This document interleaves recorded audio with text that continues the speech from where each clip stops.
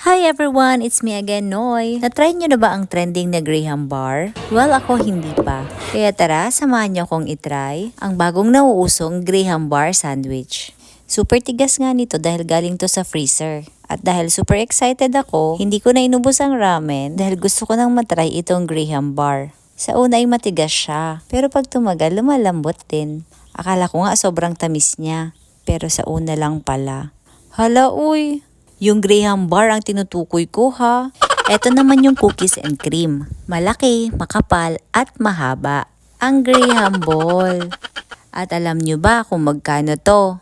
25 pesos lang to. O diba, super sulit ng dessert. Para ka na rin kumain ng Korean sandwich ice cream. Dito ko lang to nabili sa Gugu Manjo Ayala Mall. Natsambahan ko nga lang to habang bumibili ako ng Korean pancake nila. Sa unahan lang to ng ramen ko. At ramen na rin yung dinner namin ni Summer. At alam nyo bang naka-promo sila? Ang paborito nating ramen ay 129 pesos na lang. Ini talagang ramen ang pakay ko digdi. Pero dahil excited na ako sa Graham Bar, dai ko na baga nagkaurubos sa ramen.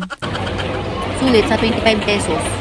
Nalingawan ko na din na diet pala na ako. O siya, sige na masara na ang mall, shopping pa kami ni Summer. Magbakal ka ng outfit hanggang Valentine's Day. Tadai ko aram kung na rin kita makabalik sa mall, nene.